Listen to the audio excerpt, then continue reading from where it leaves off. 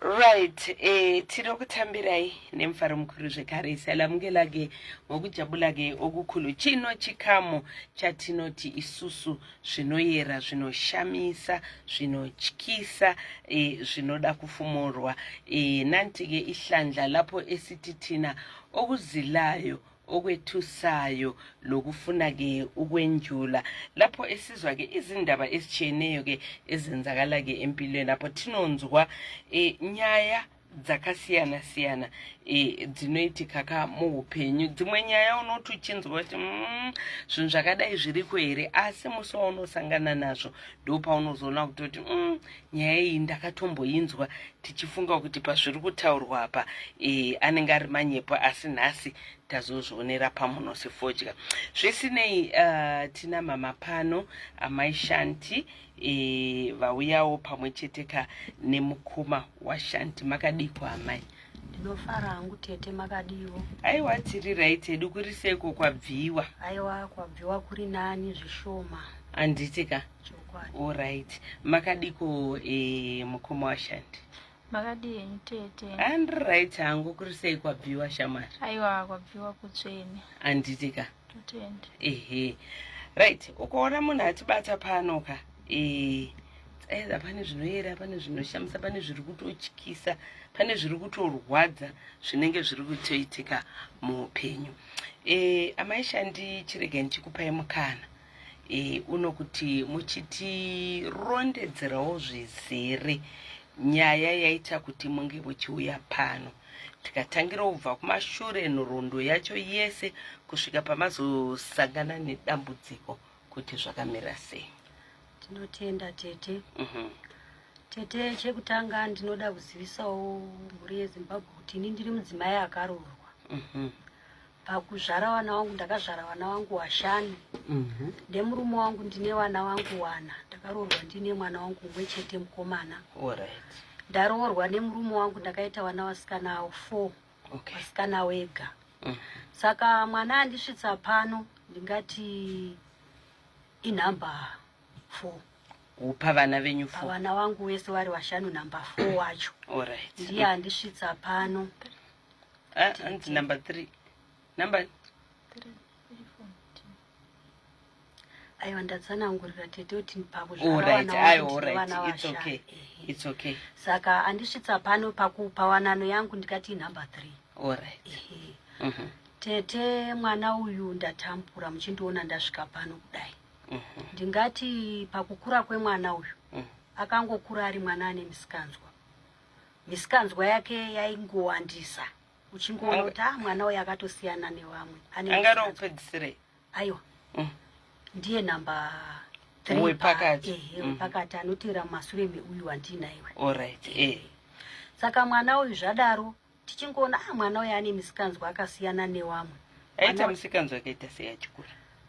Ndingangoti kazhinji chainyanyooneka pamwana uyu nharo.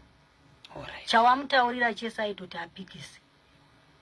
Alright. Ukati kana mwanangu simukawo nditoriwo chakati haisimuka kuita chinhu icho chaasati akubvunza mibvunzo.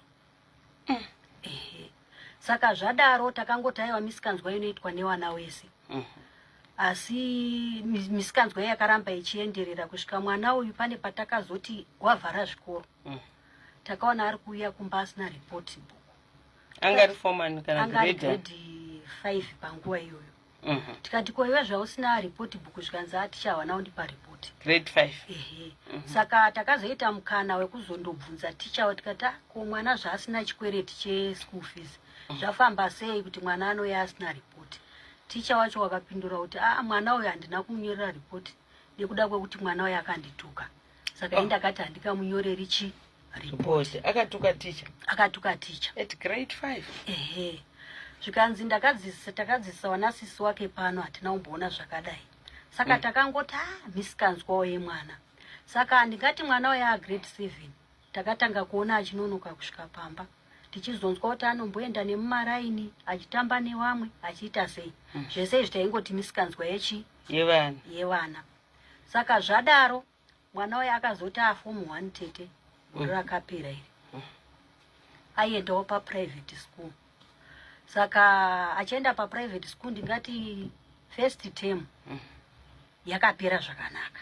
Achienda kuchikoro. Anga kuita chi form 1. Form 1. Grade 7 yake maresults ake anga akadzikira zvawo. Asi takapa mhosva yekuti pada chikoro chacho chaanga achidzidza munongoziwawo tete chikoro zvekumamisha. Ehe. Tikati pada chikoro chacho chisina kumira zvakanakawo chinenge chakadzikira. Saka zvadaro tete mwana uyu akazoti maresults ake form 1 iyoyo abuda first term iyoyo akatobuda maresults ake akanaka. Tikati haonai mwana uyu akutopika inhau yekuti chikoro chaanga achidzidza primary ndo chakadzikira. Saka akatobudawo nemaresults ake akanaka. Tikatoona mabhi aripo tikatofara nazvo. Tikati paanozotiwo second term anoimprove anoenda chiimprove. Saka pakazochiita kunzi uyai kuma extra lesson. Pama extra lesson apa ndo patakatanga kuona dambudziko.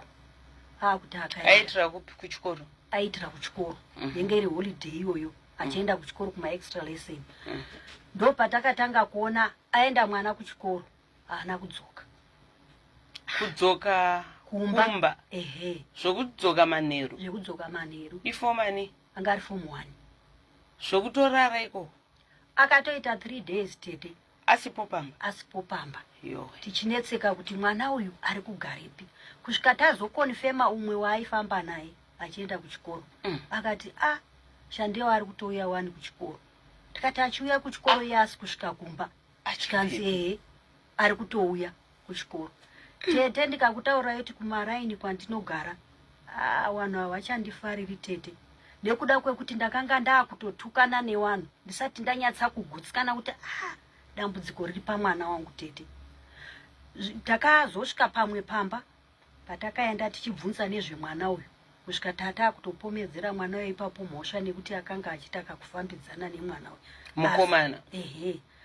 Azowanikwa mwana uyu akazotsanangura iye kuti ndaitorara mudombo riri pazasi apo. Mudombo? Pane dombo riri padhuzone patinogara rakatoita kunge chibako kudai. Kuchitsanangurira sisi wake achitotaura kuti ndaitodzika kurwizi uko ndichitondochera mvura ndichitouya ndichitogeza makumbo mangwana ndichifuma ndichienda kuchikoro. Ko chekudya wega here? Ndaitorara ndega imo muchidombo imomo. Zvichiitirwe ko kudzoka kumba? Kumubvunza wairegerei kudzoka kumba? Hapana. Sisi vakava? Aiwa kwete awa. Pane vamwe vari kumba vanogarawo padhuze nepedu ipapo. Saka zvadaro mwana uyu takaramba tingoti inongova misikanzwa kusvika my holiday lesson apera watovhura chikoro second term. Padombo pacho makaenda unopaona?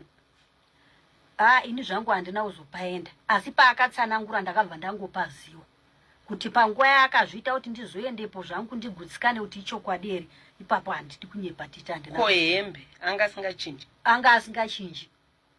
Akauya hembe dzasviba? Akauya hembe dzasviba. Akauya hembe dzasviba. Ipapo pazvakaitika akakutanga baba wake wakatozoenda kuchikoro ikoko. Wakandoudza maticha kuti ndiri kuita dambudziko nemwana uyu. Paari kubva kuno kuchikoro haasi kusvikapo. Haasi kudzoka kuno. Hedhi wepachikoro apo wakatoti zvingaitika here izvozvo baba washandi. Zvikanzi ichokwadi ndo zviri kutoitika. Wakamubvunza kuti ko iwewe chii? Zvikanzi ndinenge ndaita misikanzwa ndaa ndichichika kurohwa kumba. Ndo mhinduro yakadi yakapa. Zvikanzi hatisi kuda kuzvinzwa futi. Zvadaro tete takazovhura zvikoro yatemu yechipiri. Dambudziko ipapo tete rakawedzera. Rakabva rachitowedzera kuti pese paaibuda tete mwana uyu achienda kuchikoro ndaisara hana yangu ichirowa kuti zvino anodzoka here, zvino pamwe nhasi adzoki, zvino anodzoka here. Tete takazoita dambudziko rekuti pese paairega kuuya kumbapa waizonzwa kuti anga aine wakomana. Pamwe achitorara Pungwe akatorindwa newakomana iwawo. Vakamurinda kupi? Tete dambudziko randawana nemwana uyu kana nanhasi ndiri kutadza kurinzwisisa tete. Nekuti pamwe pacho waitozonzwa kuti airara mumatongo, dzimba dzakatipoteredza dzisingachagari vanhu. Nevakomana. Tete zvadaro mwana uyu ndakazomutora ndikaenda naye ku one stop center. Ndichifungidzira kuti pane sexual abuse yaakuitika. ndasvika ikoko ndakasvika kuudzwa zvishamiso manesi amutaurisa akati mai washandi mwana wenyu matsananguro amuri kuita nezvataona zviri kusiyana. Mwana waye asati amboziva chinonzi mukomana, imhandara chaiyo yakazara pakumutarisa kwataita. Yowe Ko chii dambudziko riri papi? Akabvunzwa imomo makamuine mupurisa nanesi wakamutarisa. Zvikanzi ko iwewe mai zvauri kutaura kuti nguva zhinji haurari kumba, unenge uchimborari uchiitei? Akapindura kuti ndinenge ndichitoona zvangu mavhidhiyo newakomana iwawo, asi ndinenge ndisingamborari navo. Ndo mhinduro yakadii yakataura. Zvadaro tete dambudziko harina kuperera ipapo. Mwana uyu akaramba achiendera kusvika kumapurisa takaenda. Tikandotaura kuti isusu taitawo dambudziko nemwana. Mwana uyu nguva zhinji harari mumba, achagona kuzotsakatika. Kari kudzoka chiti ndandiri kube. Anodzoka achitonyatsotaura kutoti ndakanga aizoudza vamwe manje, ndikati sasisi wake iwawo kuti ndakatorara pamatongo apo. Ndakatorara hangu kana kuti ndakatoya ndikatorara paberera apa. Asi nguva zhinji pangu pacho aizoona kuti anenge achitonyepa, anenge asina kusvika pamba mwana uyu. Saka zvadaro tete dambudziko iri rakaramba richienderera zvekuti takazozvidhiskavha kuti mwana uyu pane zvaakuitika. Pane zvaakuitika. Mwana uyu anenge akupota achienda zvekundotsvaka wakomana mumabhawa. Isusu takafungidzira kuti pada mwana uyu anogona kunga akutora zvemadrugs. Zvekuti takatora process yekuti ngatimboendei naye kuchipatara. Aiwanzoti akatiza pamba dzimwe nguva aenda kumusha kwedu kwatakabva. Nekuti kwatiri takazouyawo hedu mumaminda. Kumusha chaiko kwakazvarirwa dzinza rawo. Pane paakatomboendako tikafonerwa namai guru ari ikoko kuti mwana ari kuno.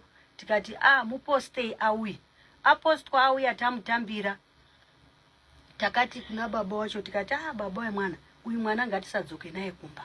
Ngatimboende naye kuchipatara tindoone kuti haasi kuita zvemadrugs ere mwana uyu. Saka tasvika kuchipatara tete takabva tanzi panotodiwa mari yekuti mwana uyu atariswe kuti haasi kuita zvemadrugs ere, otestwa pfungwa dzake kuti dziri right ere.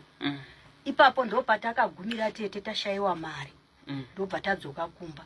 Tadzoka kumba dambudziko harina kugumira ipapo, harina kupera. Kusvika baba wacho wakazoti saka iwewe zvinondibatsirei zvekuti unoenda kuchikoro haudzoki pamba. Inini ndichitambudzika, ona mari iri kunetsa mwanangu, ndinoona mari yekuti ndikubhadharire school fees. Ndatsvukira murume mukuru kutsvaga mari kuti ndoiwanepi. Iwewe wacho zvauri kuita zvacho mwanangu zvine future ere izvi. Ini ndikati kuna baba wacho aiwa baba wemwana, mwana ngatisamuregerese chikoro. Nekuti honai dambudziko riripo iri, wanza atoregera chikoro dambudziko rinoita wese, zvinowedzera. Asina zvekuita. Zvechokwadi mwana akaramba achiendepi kuchikoro. Aramba achienda kuchikoro, dambudziko tete harina kumira. Rakaramba richitowedzera. Kusvika takazoti dambudziko iri kairi ngatimboedzewo kumbozvitsvaga kuti zviri papi. Tete mumaprofita umu ndafamba tete, asi chatiri kubuda nacho hapana. Hapana tete, unotoudzwa zvimwewo zvausina kufambira. Zvausina kufambira tete. Ndo zvaunotoudzwa kunzi tiri kutoona zvakati zvisinei nezvamafambira. Saka tazoona dambudziko kuti dambudziko remwana uyu rinenge mwana we akupota achitondotsvaga wakomana mumabhawa umu. Tete zvakandishungurudza ndichitarisa zera remwana wangu. Ane makore mangani? 16. Ndikati pazano kune zvirwere tete, future yemwana uyu iri papi.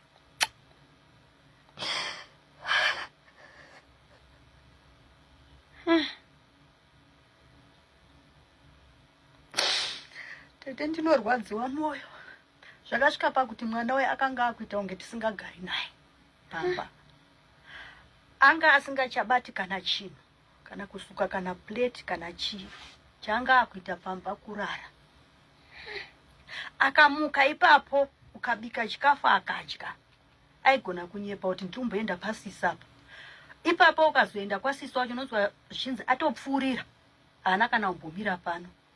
Shamwari dzake tete wanga wakadzi wakuru. Shamwari dzemwana uyu vakadzi vakuru vane dzimba dzavo wakapoteredzawo ndo shamwari dzake. Ndopaita akabva pamba otosvika ikoko okumbira sipo, okumbira mafuta ekuzora, okumbira hembe dzekuchinja, obva atoenda kwaanotoenda. Tete ndingati makawanda mandakadaidzirwa tete kunzi uyai kuno mutore mwana. Pamwe pacho uchienda mainomutora pai. Ndingati kwekutangawo kumwe kwandakadaidzirwa mai vemumaraini imomo. Ndakaenda chokwadi ndikasvika akachengetwa newamwe mai. Kochi aingochema. Iye mwana aichema asi asingatauri. Kwamai vacho vaiti vari kumuchengeterei? Ava vakatozomuchengetawo waakumirira inini kuti ndiuye ndimutore, wachiti tamunongawo pamatongo epanext now. Akanga atoita 2 days achirara pamatongo pasango. Koenda wachibva wazondidaidzawo wandifonerawo, ndobva ndaenda ndikasvika wachiti mwana ndamupa chikafu, uye akarara apa. Kochi nhai mwanangu aingochema misodzi kuti atsanangure, akanga asingatsanangure dambudziko rake. Tete ndomutora mwana uyu ndouya naye pamba. Tete ndikakutaurirai hasha dzinoita mwana iyeyuyu munotadza kudzinzwisisa. Inini chaiye zvandiri panapa akandituka kanokwana 3 kundiridzira tsama. Pamwe pacho ndichimbochema, pamwe pacho ndichitazve pana handina chekuita, mwana akabuda mudumbu mangu. Tete ndashungurudzika zvekuti ndinombozvibvunza kuti mwana uyu akabuda mudumbu rangu here kana kuti ndakachinjirwa nemanesi kuchipatara. Ko baba vanoti chii? Anomborohwa here mwana uyu? Tete baba wacho waimurohwa, but vakatozogumisira vakutoona kuti ndinokwadza mwana uyu. Saipo paakazoramba chikoro, akazosvika pakuramba ega chikoro, azobvunzisiswa nababa wacho wazomurohwa tete kuti nyadza kunditaurira kuti uri kuda zvipi, chii chiri kuitika. Kuchikoro kwacho ukaenda kuchikoro hauchadzoki kumba, 3-4 days uchirara kunze. Akasvika pakuzotaura kuti baba inini chikoro handichadi. Nemhaka yei? Handichadi chikoro, ndoda kundotsvaga basa ndishandi. Ndo mhinduro yaakapa musi wacho iwoyo kuti chikoro handichadi baba, ndoda kundotsvaga basa ndishandi. Baba wacho wakati anyway zvawaramba wega chikoro, inini usazondipe mhosva yekuti baba hauna kundiendesa. Hamuna kundidzidzisa, ona mwanangu mari handina, asi ndanga ndichingoitamburirawo, ndichingoshingirira mwanangu kuti handingagari newe pamba mwanangu uri zera rekuenda kupi? Kuchikoro. Saka zvadaro tete dambudziko remwana uyu rakaramba richienderera kusvika ndine pandakazodaidzwa futi. Ndingati isu maruzevha edu ari mudhuze netauni reRusapi. Saka ndine pandakazodaidzwawo kunzi uyai kuno. Ndobva ndaenda, ndakaona umwe mukomana achiti ndimi mai wemwana uyu. Ndikati ndini. Zvikanzi 2 AM mwana wenyu ndakamuona akarara muzvimatengi zviya zvinofiliswa magasi zviya. Ndikamubvunza kuti ndiwani, akataura. Ndikamubvunza kuti unobvepi, akatsanangura. Atsanangura mwana uyu ndakabva ndaziwa kuti kona iwe inga panext door penyu ndaisiitombouyapo, nditori muzukuru weipapo. Kochi haana kutsanangura. Dambudziko remwana uyu riri papi? Ndikati kana inini ndatadza kuziva kuti dambudziko remwana uyu riri papi, kusvika pari zvino ndatadza kuziva kuti dambudziko remwana uyu riri papi. Ukamubvunza hatauri. Alright, chii chaita kuti mufungidzire kuti ari kuita zvemanjusu kana kuti akatorwa nevanhu vemanjusu? Tete chaita kuti tizofungidzire kuti mwana uyu ari kuita zvemanjusu ndechekuti misikanzwa yake iyi yaramba ichienderera. Ndingati ane paakati foni yangu iri pachaji, ndobva aba foni yangu, ndobva atiza nayo. Saka ndakazoendawo padhuze ndikandotaurirawo mukwasha wangu watinogara naye kuti ona Esha ndiye watora foni yangu atiza nayo. Wakachibatsira, wakabatsirwawo neumwe murume wepadhuze kubatsirawo kudii kwakuchimubata. Saka musi uyu ndo musi waakachirohwa nababa wacho. Right. Zvikanzi nhasi handisi kuzorega kukurowa kusvika wataura chokwadi chiri kuitika paupenyu hwako. Ndo pawakamurowa tete. Wamurowa kudaro ndo paakati baba chimirai ndikuudzei chokwadi chiri kuitika paupenyu hwangu. Baba ini ndakajoina vasikana vemumvura. Hanzi vasikana vemumvura? Ehe. Zvikanzi vasikana vemumvura, chii chinonzi vasikana vemumvura? Zvikanzi Satanism. Iwe une chokwadi ere nezvauri kutaura? Zvikanzi ndine chokwadi. Rini ndo paakachitanga kurondedzera tete kuti last year paanga ari form 1 yakuenda koopera. Iye achitaura ari kuti takaenda kumasports. Saka iye ari kuti pakatakurwa mafomu 1 haana kuzvinzwa kuti mafomu 1 atopera kudi kutakurwa. Waakutoda kuchibva kumasports kudzoka kupi kuchikoro kuti wazouye kumba. Saka iye ari kutsanangura achiti takazonzwa kuti mafomu 1 yese atoenda. Iye zvino kombi yechikoro ikauya yakutora mafomu 2. Imimi muchazotakurwa pekupedzisira mafomu 1 madini masara. Saka nekuchiona kuti kumba kure kuti akazosvitswa mutauni mukuzouya kumba kwaizenge kwadoka, iye ari kutaura kuti ndo paakakwira kombi. Kombi ndiye musikana aidzidza pachikoro pawo akanga ateerwa newabereki wake wachizomutora, wabereki wake wane mari. Saka iye ari kutaura kuti ndo paakakwira kombi. Akwira kombi neumwewo shamwari yake yaaidzidza nayo. Saka ari kuti panzvimbo yekuti kombi imire mutauni kuti wadzikiswe, kombi hainaumira mutauni, yakapfuurira tete. Panewo masabhabha arimo nechemutauni imomo. Iye ari kutaura kuti ndo kwakazondomira kombi iyoyo. Kupi? Ndikwarusapi? Ndikwarusapi. Kune masabhabha anonzi kuCrocodile. Okay. Saka iye ari kutaura kuti ndo kwakandomira kombi. Kombi yamira ari kuti wakabva wanzi pindai mumba. Wanzi pindai mumba ari kutaura kuti ndo maakajoinidzwa zvinezvi. Tete. Akajoinidzwa sei? Vakamuti chi? Vakaita sei? Iye ari kutaura kuti inini ndajoinidzwa, ndakapiwa mhiko yekunzi iwewe unenge uchingorara newakomana asi usingaroorwe. Unotsvaga wakomana wakawanda waunorara nawo asi usingaroorwi. Saka ndo paitaura kuti inini pese pamunondiona ndichibuda ndinenge ndinotoenda undotsvaga varume kuti ndizadzise mhiko yandakapiwa. Uchiwanei? Uchipiwei? Akabvunzwa izvozvo tete nababa wacho zvikanzi iwewe uchizowanei? Zvikanzi inini handina chandinowana, asi kuti kana iri mari yekushanda kwandiri kuita inenge ichienda ikoko kwacho kune wakandijoinidzawa waridzi wekombi awa. Zvikanzi iwe wakajoinidzwawo nani? Zvikanzi inini neshamwari yangu tisi takanzi isusu tisi tinenge tichiita zvemumabhawa izvi tichitsvaga varume vanorara nesu. Vopiwa mari here kubhawa? Kubhawawo kutete anongouya netusiki mani kwaanotenga. Mari yacho inenge iri yake. Inini ndingangoti ipapo ndo pandisinganzwisisi tete kuti anopiwa mari svino here. But chinhu chatinongoona chakanga chiri kushungurudza baba wacho ndechekuti wakanga wamuti handisi kuda kuona mbatya dzandisina kukutengera pano. Ndizvozvo. But aingoramba achiuya nembatya idzodzo. Ndichitaura kudai tete wakamupisira mbatya kanokwana 3 dzatanga tisingazivi dzaakauya nadzo pambapa. But achibuda mangwana unotoona atoya nezvimwe zvitsva. Unotoona atoya nezvimwe zvitsva tete. Yeah. Alright. Saka iko zvino aripi?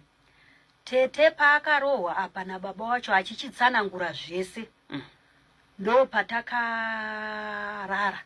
ngati last week Wednesday tazofuma Thursday sisi wake iwo vanogara padhuze neniwawo takawadaidza mushure mekunge akushowa semuendero waanosoita wekushowa anongotiwerere tete mwana uyu ndikakutaurirai kuti kana mukicheni chaimo chaimo munongozwa kuti dzimba dzekumushani munenge muine kicheni yenyu yamunobikira yeuswa anga asingachapindi moba aigara kudining uko odaidzira kuti ndipei chikafu ane kamunin'ina kake kane 10 years ndokaimuitira zvese tete ndinorwadziwa nemwana wangu iye ndiye anondibatsira basa repamba iye anga asisina chiyamuro kane 10 years iye anga asina kana chiyamuro kana kuti nditi tete ndinotadza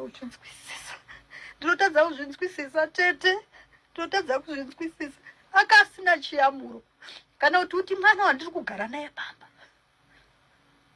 madrugs atore zvinodhaka tete ndichitaura kudai baba wacho wakanga wazoendawo kotsvaga masangano erubatsiro wachinge wanzi dai mauya naye dai mamuwana tamutesta zvese kuti pamwe pada anenge arutora madrugs pamwe pfungwa dzake hadzina kunyatsa kukwana here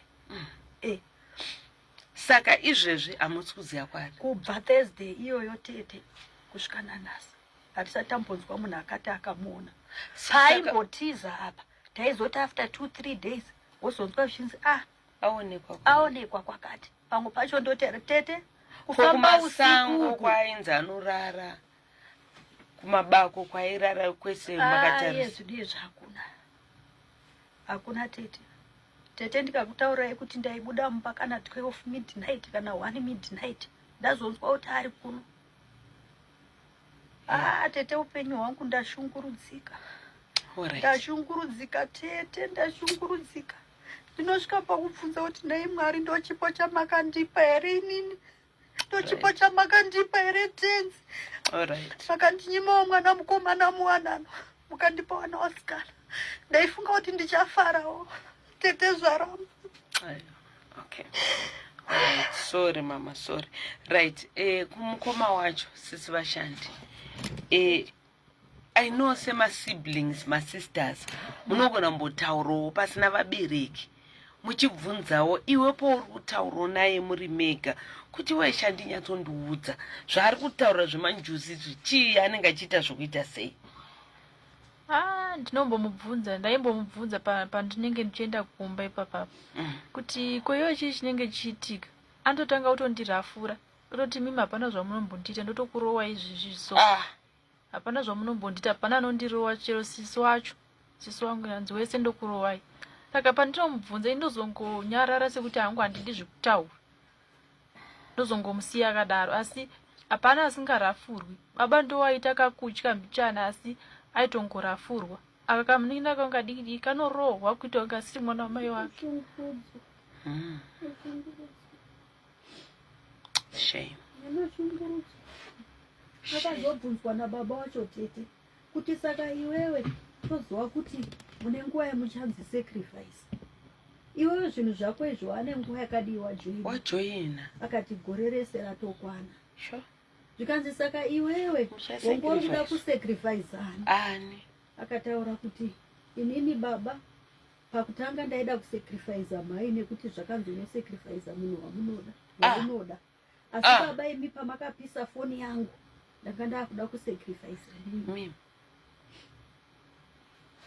saka baba wakachishi tete unopererwa unogumirwa tete izvozvi izvi kuzobuda ndega kwandaita tingadai tauya kutese asi nekuda kwekuti rwendo rwazoita chivhundu mari dzemabhasi anenge pasina tete ndashungurudzika hanzi ndakatosacrifice imimi amai hanzi takanzi tinozosacrifice after 3 years tete ndanduti dai ndabatsirwa before 3 years kamwana kangu kane 10 years kanochengetwa nani aiwa ko shamwari yake yaakapinda nayo zvinhu izvozvi iripi akangotsanangura kwaanogara asi hatimuzivi zita rake. Hamuna kugara mambomuona? Hatina kumbogara tamuona.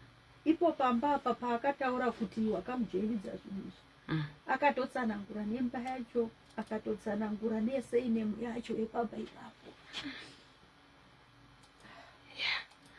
Ko hamuna kukwanisa here kuti muende pamba pacho?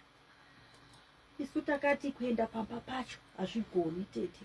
Maitaunge mananga vanhu. Aiyo, ko munogona kakuenda moti no tikutsvaga mwana wedu. Last time akambotudza kuti ndo paangari. Patakamushaya akambotudza kuti ndo kwaangari kuno. But mochitaura tiko zvinoti ane svonda tisi kumuona. Tete handiri kumira. Hatina kunge tati taita izvozvo. Takangozezera kure kuti sevanhu vanenge vaine mabasa akadai iwo mapowers ako anenge ari mashoma. Saiwoyu musi wacho iwoyuyu waazotiza uyu akanga akutaura kuna sisi wake kuti sisi inini ndiri kunzi watifumurirei nevanhu vacho. Ndiri kunzwa voice riri kutaura munzeve dzangu kuti watifumurirei. Saka nhasi sisi ndinofanira kuti ndirare ndiri kuvabatsiri wemweya nekuti ndiri kutonzi iwewe toda kukutorera voice nekukuperformadza maziso ekuti watifumura. Saka kureva kuti right now wamuzive kuti ari papi uye kuti ari sei? Handizivi tete. Tete ndikakutaurirai kuti handisi munhu ba pandiri panapa. Kungofambawo tete kuti ndodi. Pamusoro tete. Uyu munin'ina wangu pane paakatombotiza kumba kauya kumba kwangu andogara. Ndobva atanga kuita izvozvo zvaaita izvozvo akada kubatwa nabamukuru wacho zvikanzi ndisiyei nekuti izvozvo zvinogona kutokunyeperei kuti zvokuita sei zvokutiza. Anga akutiza ndichindomubata uku semunin'ina wangu chinchinyi koti ndisiyei ndokumhan'arirai kumapurisa izvozvo kuti mandirepa. Saka ndakabva ndatya manje kuti nyaya yerepika haina witness. Murume wangu anogona kutopikira mahara. Wanzi nditono kumhan'arirai kuti mandirepa. Yanzi ndokumhan'arirai kuti mandirepa. Pandatongomusiya bva azotongotiza ameno kumukomana kwakarara futi kumaraini kwedu ikoko achizomuka achitengesa kafoni kaanga ainako achizoenda kumba ndichizonzwa kuti asvika. Iyo nyaya repi iyoyo tete ndoda kuitsigira kuti kunyangwe wamwe bamukuru wake wari kumusha ikokoko ndo munhu aisoita nyore kuti akatiza tikazonzwa kuti ari kwakati wachizomuteera. Wakazodzimarawo kuti inini hazvichagoni mainini shandi awa pfungwa yawo yawanayo handizivi kuti waane pfungwa ipi. Wanogona kutozondinyepera futi kuti ndavarepika jeri. Chokwadi. Iwo musi waazorohwa uyu tete akabva pamba achitiza. Baba wacho bva washinga semunhu wemurume kumudzingirira. Wachiti distance ndofunga 5 to 6 meters kuda kumubata. Akabvisa top yake yekumusoro kusara ari mupushu. Zviya zvekuti baba watye kusvika paari kuti ndinosvika sei kubata mwanasikana akashama. Obva anzi ndarepa. Yowe. Ndakazoona wari kudzoka naye asara akapfeka mutrauzi chete asi top yekumusoro asina china. Asisina. Ndikati ko chii chaitika zvikanzi mwana uyu zvakaoma. Pamwari kurwara nepfungo zvakaoma. Ndononge paakajoina izvi zvaakajoina izvi paakatanga kuita unge atomuka anotongo mama chaiwo anopindura unge mwana chaiko pamberi pewanhu zvekuti zvinocho unotonyara ukada kumutsura semunin'ina wako anotokupindura rafu kuita unge usiri sisi wake. Saka tongokumbira rubatsiro. Alright. Saka rubatsiro rwamuri kuda mama nderwei? Tete ndichiuya kuno kudai ndakapererwa kudai. Rubatsiro rwandiri kuda kumhuri yeZimbabwe nderwekuti wese wanokwanisawo kundibatsira wakatumwawo kuzobatsira tete kuti mwana uyu aoneke. Akanga aoneka tochitangirawo ipapo kumurapisa zvinhu zvakajoina izvi tete.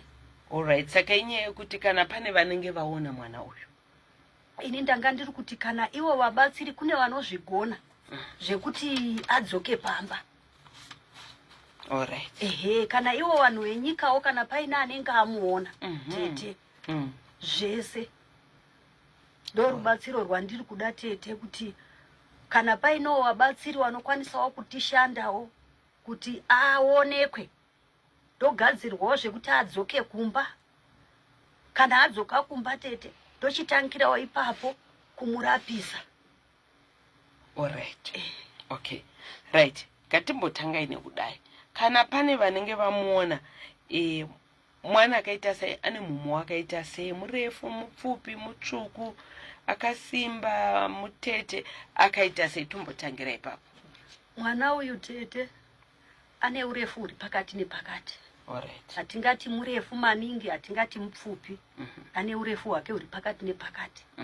Aine mwiri mutete. Anoverengwa kuvanhu vatete. Ari munhu mutema, musvipa. Ane fesi yake yakaita kakureba. Anonzi Chantel. Anonzi Chantel. Ndo zita raanoshandisa. Ndo zita raanoshandisa. Musingazozivi kuti kwaari pamwe akachinja.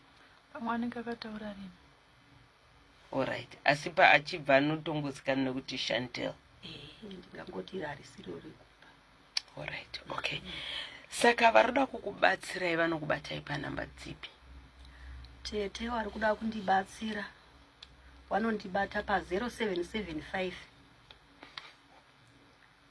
917 410. Alright. Chokururai 0775 917 410. Okay. Ndo dzangu tinogona kudaidzira dzababa wacho. Alright. It's a baba 0779 81 50 50. 5050. Chokwadi. Okay. 0779 81 5050. Chokwadi. Kozoti dzimwe dzacho 0775 917 410. Chokwadi. Kana pane vanenge vaonawo Chantel kana kuti vanokwanisawo kubatsira, batsai baba namai vaChantel. Number 0775 917 410 ne0779 815 050. Anditika. Alright. Chimwe Okay. chandandoda kutaura tete ndechekuti ina handisarudzi kuti ndiri kuda kubatsirwa nenzira ipi. Kana vanobatsira zvavo muchipostori, kana vanobatsira muchiwanhu tete, nekuti ndagumirwa muri yeZimbabwe, ndagumirwa, ndokumbirawo rubatsiro. Alright. It's okay, my Shanti. Maita henyu. It's okay, maita nekuya kwamaita. Tinoziva vanhu vemuZimbabwe vanhu vane rudo ende vachatokubatai mokwanisa kubatsirikana. Chantel mwanasikana ane 16 years. Abva pamba. Ndofunga Norondo tainzwa mubereki ari kuvabereki vari kushungurudzika nehama kuti mwana anga achidzoka. Saka varida kubatsira muvabata panhamba dzatataura. Amai vaShanti pamwechitika nasisi vaShanti tinotenda nekuya kwamaita. Tinotenda itete. Anditika. Ichokwadi. Alright, maita basa tinotenda. Alright, so ndo nyaya tange tinayo pane dzino nguva patinoti susu zvinoyera, zvinoshamisa, zvinotyisa, zvinoda kufumurwa vedu weka, inyaya dzinorwadza. Inyaya dzinorwadza. Unenge uchitarisirawo kuti mwana achakurawo ari mwana ari right, achaitawo zvakanaka muupenyu hwake, asi pobva pamasangana nedambudziko rakadai zvakaoma hazvo mufunge. Pane chino chikamu chatinoti zvinoyera, zvinoshamisa, zvinotyisa, tinogumira pano. Right, musakanganwe kuti kuchazenge kuine ma-celebrations eMother's Day. Vamwe vana kutaura kwatiri kuita vari kusurprise vana mai, vari kuspoila vana mai panguva dzino dzekutidzo Mother's Day celebrations dzeMother's Day dzinenge dziri kulake Chivero Gracelands Water Resort. Saka munokwanisa kuwana matickets ekusurprise vana mama kana kucelebrate that special woman muupenyu. Zvakawanda zvichaitika, vanhu vachablesswa nezvakawanda, upenyu huchachinja kuvanhu vakawanda, vana mama vachauya ikoko. Saka varodo matickets aya ari kuita $50. Hanzi sunungukai kufona panhamba dzinotevera. Lake Chivero this Saturday, handiti kaSaturday ino iri kuteera panonzi paGraceland fanenguva dza10 mangwanani kusvika nenguva dza6 manheru. Kuchahwinwa motikari, mastendi, mafiriji, matv for just $50. Saka munofona pa0786 528 180 kana kuti pa0718 508 815. Tollgate Motor Spares vanosupplya ivo ma-engine spares, ma-engines pamwecheteka nema-suspensions nema-service kits. Vanoti ivo svikai kumabranches edu ari kunzvimbo dzinotevera. Vari kuwanikwa panumber 30 Kaguvi Street muguta reHarare. Vachizowanikwawo zvekare panumber 2 Robert Mugabe Road, Harare shop yavo iri pashop number 2 pa8633 Old Jerusalem Chiri Complex kwaGaza zvekare muHighfields. Kutiriko kuGweru pashop number 4 Corner Akram and Idi Mnangagwa Street. Kozoti pa new shop iri kuKwekwe pa 106 Nelson Mandela Way mukatikati medhorobha muCBD chaimo. Kozoti kune shop itsva iri kuChegutu pa DGM Complex shop number 6 pa Station Street kuChegutu opposite Chegutu bus rank. Munotibata pa 0786 852 151 0786 852 151. Uyezve tinobatika pamasocial media platforms ese akanzi iwo Tollgate Motor Spares. Macivil servants uyai tinogona kupai maparts amunenge mada nechikwereti chamunokwanisa kubhadhara kubva pa3 months kusvika pa36 months which is 3 years. Uyezve vasiri macivil servants munongouyawo zvekare munokwanisa kuwana chikwereti. Mukauya muri vanhu vatatu vabva kukambani imwe chete automatically makutoqualifya kuti mupiwe chikwereti. Namba dzedu zvekare 0786 852 151 0786 852 151. Tollgate Motor Spares, the genuine parts place.